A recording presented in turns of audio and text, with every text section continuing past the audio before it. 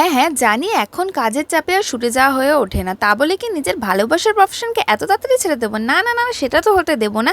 তো সেদিন চলে গেছিলাম সময় পেয়ে একটা শ্যুটে। তো আমার লোকেশন ছিল আমার বাড়ি থেকে বহুত দূরে। আর বেরোনোর পর আমারই মাথায় হাত পড়ে গেছিলো যে আমি আজকে কীভাবে পৌঁছাবো দিদির বাড়িতে। তো অন টাইম পৌঁছাতে পারবো কি না সেই নিয়ে তো বিশাল চিন্তা হচ্ছিল। মাথার ওপর ধুম বৃষ্টি আর গঙ্গার জল দেখে ভয়ে ভয়ে স্টেশন অবধি পৌঁছে গেছিলাম। তারপর ট্রেনও এসে গেছিলো আর আমার লোকেশন ছিল কাঁচরাপাড়া। না, না, কাঁচরাপাড়া নয়, জাগুলি।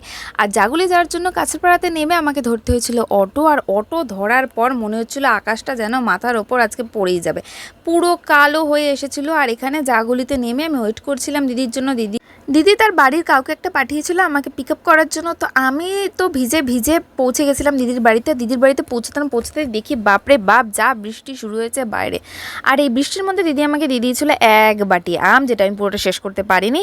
তারপরেই শুরু করে দিয়েছিলাম কাজ। আর এখানে গয়না পড়েছি মানে আমাকে তো ফ্লেক্স করতেই হবে।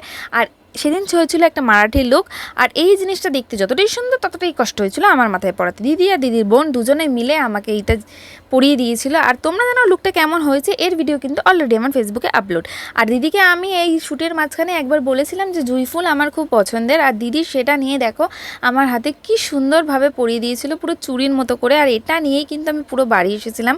সত্যি কত দূরের মানুষও কত তাড়াতাড়ি কাছের হয়ে যায়, তাই না? তো চলো ভিডিওটা আজকে এই পর্যন্তই, দেখা হচ্ছে নেক্সট ভিডিও।